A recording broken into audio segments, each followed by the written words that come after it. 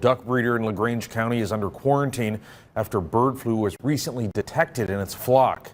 The Indiana State Board of Animal Health says the unnamed LaGrange County duck breeder had a flock size of over 2,500.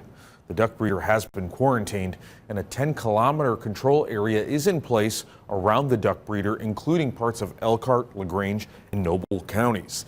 The agency urges all poultry owners to remain aware and report any signs of illness in their flocks, such as lack of energy, decreased egg production, respiratory issues, and sudden death. They also note that bird flu does not present a food safety risk.